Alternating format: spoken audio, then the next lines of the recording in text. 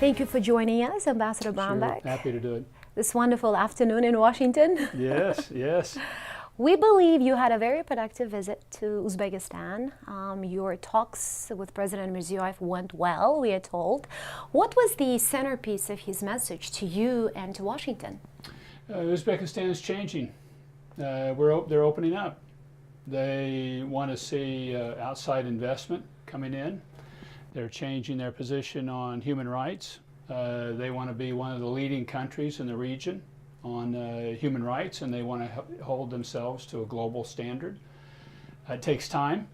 They're working through their issues, but that they are in the process of opening up and changing. And I believe what you're seeing is that religious freedom is coming to Uzbekistan and Central Asia. You know, for the longest time, Washington and Tashkent did not share the same view on what is religious freedom. You know this from your years as a senator. To what extent do you think that Washington and Tashkent are in sync now when it comes to religious freedom? I think we're getting much closer to agreeing with how you move forward to do this. I think the leadership in Uzbekistan is saying clearly we want to do this, but it has to be a process and we've got to move it forward. And what you see now in Washington is a lot of people here in the leadership saying, we agree, it's a process, you got to move that on forward. You know, it's never perfect, but they've made several pretty substantial moves. They've let a lot of people out of jail, they've registered churches, they're letting people go back to mosque. There's still limitations, substantial limitations, but they've made some pretty major moves forward, and the leadership is saying we want to continue that. We want to continue to move forward, and we want them to. So we're working closely with them. We had the UN Special Rapporteur on religious freedom wrote a detailed proposal about how to move it forward. They endorsed it, embraced it, and now we're in that process of moving it on forward. You also met several officials who are responsible to implement reforms in Uzbekistan. Do you feel like they share the same vision with President Mirziyoyev when, let's say, when he talks to you about religious freedom and what reforms should mean in this sphere? They do. Now, there'd be others around the government that aren't as excited about this. And you know that, right? And we know that. And you know, they would say, look, this is like any government, there's a tension within it. There's people that want to do things, there's people that don't want to do things. They want to do it this way, they don't want to do it this way. And so there is that's going on internally. But the president of the country sets the pace, and President Mirziyoyev is setting a strong pace. He had a saying that he used a couple times in our meeting where he said, you know, I believe in measuring 10 times and cutting once. There's an Uzbek proverb about that. Is there? Well, the U.S. one is measure twice, cut once. So when he says 10 times, I'm going, well, that's a lot of measuring. But it is also an indication that we're willing to do this. We want to really be careful, and we want the progress to be sustainable. The foreign minister used that term about sustainable progress, which we do too. We want it to be that way as well. So I think there's a good understanding that we know where we want to get to, they know where they want to get to. We want to work with them on the process, they want to work with us on the process. And then long term, really what they want is for things to improve for their country. They want their economy to improve, they want people's livelihoods and freedoms to improve, and that's what we want. So I think there's a good coming together of where we want to get to, and then a process by which you get to that. In the United States, we're going to always be pushing for more. We just so strongly believe in human rights and religious freedom, and so we just and we believe that's a God-given right for everybody around the world, in Uzbekistan or wherever they are. So we are going to be a constant pusher on this. But we also hope to be a partner on implementing these changes in a sustainable way to move it forward. Did President Mirziyoyev ask for any specific help from you or from the State Department? We talked mostly about the roadmap forward. They have passed a resolution in their legislature to here's the roadmap, and it's basically what the UN Special Rapporteur put forward. A set of recommendations. Yes. And they said, okay, we endorse this, but it's resolution. So now you got to implement it into the law and the regulation in the country, and that's what they're moving forward on now. And you know, they've asked for help on how do you move these things on forward. But mostly it's them doing it in a sustainable fashion. They've made substantial changes on several of their other human rights agenda issues. I met with some people that have been let out of jail recently, and so they're making these steps. We want them to be faster, but it's moving. So religious freedom, human rights in general, have been a friction point in U.S.-Uzbek relations for a long time. And so when you meet religious freedom advocates, for example, in Tashkent, you know, special U.S. ambassador is meeting with these people, the critics of the regime. And there are many people who are still not happy with the changes. They think that the pace is too slow and that president is promising too much, but the government isn't really delivering much. You know, you hear that kind of criticism across the country, and also from the Uzbeks outside of Uzbekistan. There are millions of Uzbeks who live abroad now, migrants, for example. Do you see common ground when you listen to the critics of the regime and when you listen to president and the reform team, you know, in Tashkent, as an outsider, obviously? I see common ground on where people want to get to. The issue is the pace and continuous movement, because there's some movement forward, then there's some backsliding. And so when you start getting things moving forward, and then you slide back, you're going, well, wait a minute, are you guys committed to this or not? And I think that's really where everybody really is challenged to agree. They're saying, yes, we want to get to religious freedom. But then people say, well, you're not doing it here, you backslid some there. Yes, you let people out of jail, but then these people are still being harassed. So there's still issues, there's substantial issues going on. I think, you know, to me, as the United States, what we want to do is be a long-term partner in moving this forward and recognizing that these changes don't happen often as quick as we'd like or others do, but we want to have a constant tension, just pulling it forward. And part of that's having a solid relationship, so that, you know, while we hope their economy grows, we hope that there's investment that comes in from outside, particularly from the West. Particularly from the United States. Particularly from the United States, but I mean, you know, they're in the region with China, and China has a big strategy for investment in that region. Well, we want to see Western investment, because often with Western investment will come Western ideals too, saying our companies will operate under a series of human rights beliefs, and so they'll do that in the country, whether the government requires it or not. They just, this is what our ethic is, and that's the way we're going to operate. Well, we want to see that. A lot of times the Chinese companies, well, that's not part of their ethic at all. It's just, this is an economic issue, and it's going to be all about economics. Well, you know, we believe economics is critically important, but it also should be a part of a human rights strategy, and we've been emphasizing this with them. If you want more security, if you want more economic growth, religious freedom is a piece of it. This is how you grow. Is having this diversity of thought and freedom for people to be able to express and do what they see fit. These are important growth-oriented concepts. Well, Uzbekistan's approach in terms of fighting extremism and radicalism has been based on close monitoring and control over the religious organizations and religiosity in general, whereas Washington for a long time has been urging to use a softer hand, arguing that letting people to practice their religion freely will discourage extremism. So these are two different approaches. There are some similarities, but in general, the approaches have been different. That's right. Do you see those two different approaches changing? Well, I do. And I see the Uzbeks as saying, okay, we see your strategy here, and we're willing to move it your way. Plus, we've got data, too, that will show people, if you want less terrorism, give more religious freedom.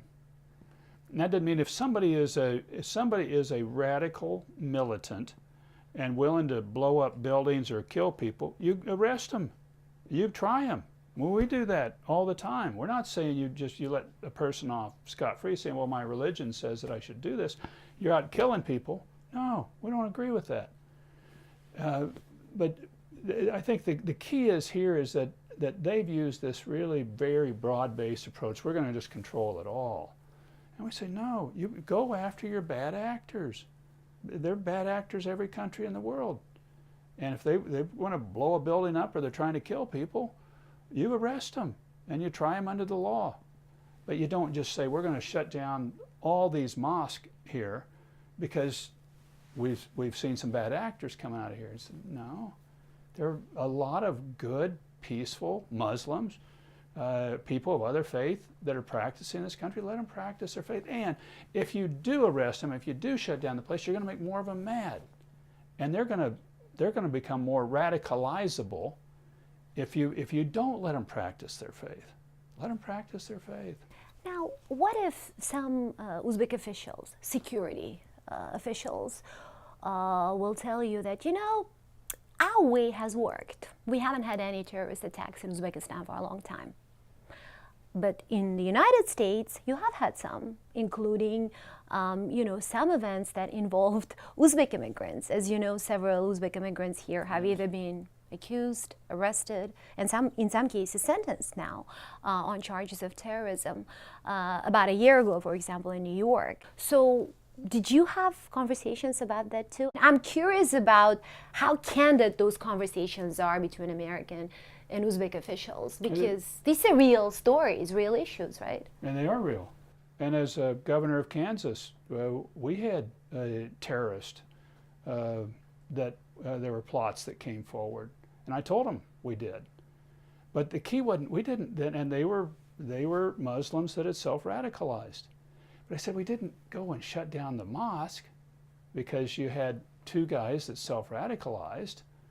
And we even went to the mosque and asked for help in dealing with the issue, and they helped us. So that, you know, the route isn't to shut the whole the religion. Most people, the vast majority, are very peaceful practitioners, and this can be a very big asset in releasing spiritual capital in your country, which it does in the United States. The religious groups do all sorts of good things in the United States. But you do have people that will radicalize, and that does happen, but you don't shut the faith down for it. You go after the individual, and you work with the people in the faith that are of honest and goodwill to help you deal with the people the very small group that have radicalized. That's the route to go. And plus, if you're going to grow your economy, if Uzbekistan wants to grow its economy, and it does, it has a young population, and if they don't grow, they're going to leave. A number of people have. And they don't want that. But if you're going to do that, you're going to really have to open up the space for people to be able to think and to act. And that's, the United States has a very growing economy, but you don't limit anybody's thought here. If you're going to be violent, you're going to get limited, but you let people think and be free. So assuming that the Uzbek government is sincere when it talks about reforms, how long do you think it would take to deliver some tangible results, specifically in this sphere? Yeah, I mean, they're coming now. People have been released. There have been churches registered, not near as many as we had hoped. There have been people let to go back into mosques, but there's still limitations. Things have happened within the last year or so. The problem of it is there has been some backsliding, and it's not fully open. So I think it's going to take some time. But there have been concrete steps that have taken place. We want more. And to me, it's not just about Uzbekistan. It's all Central Asia. The entire region has really been very Soviet-oriented in its mentality. Just you got to control. Towards religion. Yeah, it's just you got to control it all, and you got to control it all the time, or it'll get out of hand. And you're just going you're not going to grow that way, and you're going to have more security problems in the long term that way because you will build a more radicalized population. So Uzbek opening up is really was something that we hope to build for in the whole region. About here's a route to do this. What they don't want to do is just blow it all open and then say, okay, now we got to shut things back down because we got this happen and that happen. And you know, there's likely to be things that will happen. That's just the nature of human society and free societies. But it's still, you need to stay committed to opening up the entire society, and it will be much better for your country in the long term. Much better. So we hear a lot about incremental progress in Uzbekistan when we talk to U.S. officials. Do you plan to reward that progress, or do you think it's necessary to reward that kind of progress to help the country move forward? I think it's important to recognize it. You know, we tend to be pretty puritanical on human rights, religious freedom issues, where we're just going, you got to do it all, and that's the right state to be in. And there's reasons for that, because we just so strongly believe in the right, that this is just foundational to you, and it's foundational to a country. But when you're working with a country that's not used to that, and they've got systems in place that have gone contrary to that, it does take some transition time for those things to successfully work. So I think really what we should do is we should recognize what's taking place. We should push about things that haven't taken place, and then we should maintain this constant tension to do the next steps to move it on forward. And that we want the progress to be sustainable over a period of time. And we want it to be a model for other countries to be able to do and see that they can move from a controlled society to an open society and have a functioning government and country that supports and works with its people. These are processes that need to be worked just really on a constant basis. And there's probably not a roadmap for every one size fits all. We can do it this country, and then we do it this way in that same country or another country. You got to figure your own terrain out, probably. You know, they say there will be a lot of setbacks, and we want America's support when we fail too, not just when we're doing, you know, when we're succeeding in our forums and hey, you know, this is good and here is a reward, but they want your support when they're struggling, when they are facing these challenges. And as you said earlier in this interview, you know, finding that balance between security and freedom is very difficult. It is when you're used to being a total lockdown country. But that's why we want to work with them on, okay, here, let's keep the steps going. Let's keep the steps going. Let's keep the commitment, even if you get setbacks to it, because there are going to be setbacks will take place. But then let's stay committed to you, too, to work with this. That's part of relationships. You know, I mean, nobody's perfect, and in a relationship, you say, look, I'm committed to you. Let's work this on forward. But it's not going to be easy, and it may be difficult in different times along the way. I just think that's why it's important to really build the relationships, and then I hope we also can talk with a number of younger Uzbek officials to bring them along and talk to them about just the mentality of freedom and what this looks like, and the commitment to freedom. And hopefully ingrain this. I saw this in Georgia when they first really moved out of the Soviet sphere and a more controlled atmosphere to an open one. The leader at that time, Edward Shevardnadze, brought in a bunch of younger men and women to run the government that were 20, 30 years younger than him. But they were just more open to, yeah, that's the right way to do it, and they were committed to it. And I think in a lot of these countries, they really need to have that younger group really come in earlier rather than later to take over much of the operation, because their mentality would be more open to and staying with a freedom approach. There are many young people in the new Uzbek government, and more are joining. They're still very cautious. You know, they're still very nervous about what kind of steps to take next, and you know, they're still trying to figure out what reforms really mean in general. And you know, it's good that we've made our minds to reform ourselves, but how to is the big question, you know, for many Uzbeks. And when we talk to them, you know what they see? They see that, you know, America used sticks a lot toward us. We hope that they use more carrots now. That's what you hear, because, you know, many of them, even the younger ones, grew up seeing how America imposed various kind of restrictions, you know, put Uzbekistan on various kinds of blacklists, you know, whether it's about forced labor or child labor, religious freedom, for example. Uzbekistan has been a country of particular concern for a while, even though it's been waived. But that label itself has hurt the egos of many Uzbeks. So what kind of a period is this now? Is the U.S. going to use more carrots and fewer sticks and hope maybe that'll produce a positive result? Where do we stand as far as you're concerned? I think so, particularly since the Uzbeks have indicated sincerely that they're doing this and have taken sincere steps. And the thing that I've talked to them is I think they need to come here regularly and tell the press. So they've held press conferences, the National Press Club. I think they ought to go to New York. And I told them, you keep making these moves, I'll go with you and say, look, they are changing on this. Going into the capital markets and saying, we think this type of entity or another type should invest in Uzbekistan.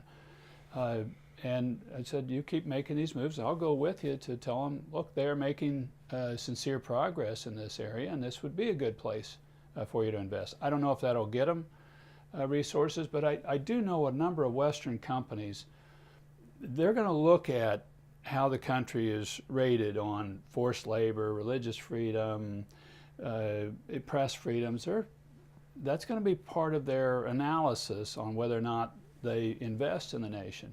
And Uzbekistan's making the right moves to get themselves in a position where companies would say, no, that's a place we could invest.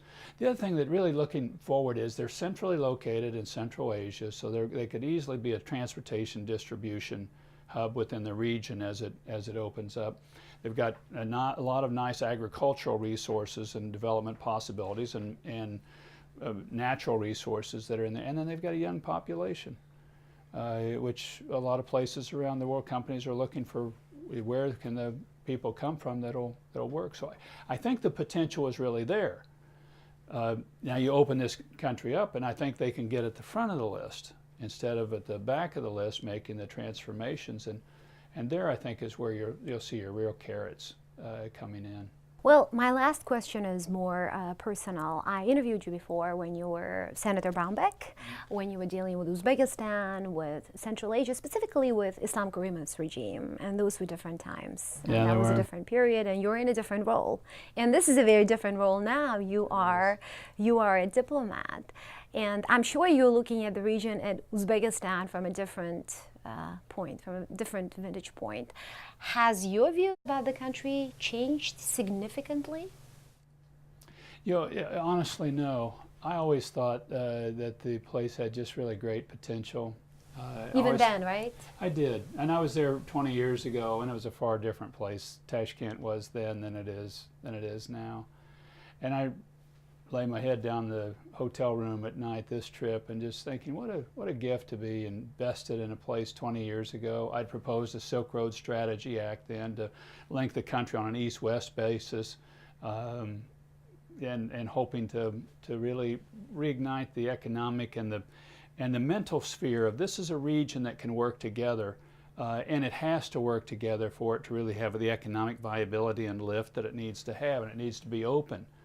And not controlled by Russia or fall into a radical Islamic sphere. And I hope not pulled all the way into China either. I was hoping to be more related this way, and I think it still exists. I think that potential is just now is really the time for it to happen.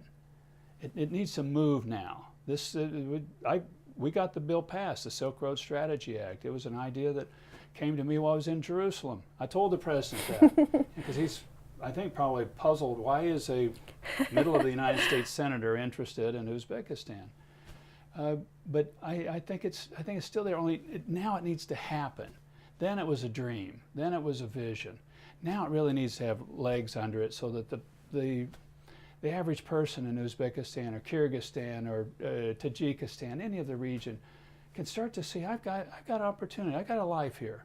I can invest and grow here. And Uzbekistan needs to be really one of the key gateways for that to happen in the region. Did you ever meet Islam Karimov, the previous Uzbek leader? I've you worked met him, with him in the past, and he had a different vision and a different mentality for how to deal with things. And so I really think the new leadership has got So you see President Mirziyoyev as a different leader? I do. I do. And he worked in the prior government a lot. And some of the He was the Senator prime Safayev, minister, of course, yeah. was a gentleman that I knew here as ambassador. But they, no, I think the vision. I think they've got a good vision moving forward, and I think we would be wise to work with them. Give them a chance. Yeah, and give them a hand. You know, in it, instead of, you know, us just telling them this is bad, that's bad. It's just, okay, you've changed that, and we got a ways to go here, but let's start working together. Let's start doing together.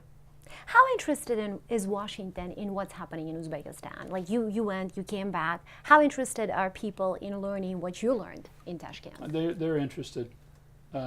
Because Central Asia is just I mean, the other parts of the U.S. government. Yeah, no, people are interested because Central Asia is just, it's this place that can go one of a couple different ways. It could go back into the Russian sphere. It could be in the China sphere. It could be radicalized Islamic difficulties. I mean, you've got multiple difficulties in this region. And the best route for them is to be really an open, free society that governs themselves. So that's why people here are interested in it, because they know the potential exists for multiple bad outcomes, and the potential exists for a good outcome too. Thank you so much, Ambassador Brownback. It's Thank a pleasure to talk to you. Mine. Thank you.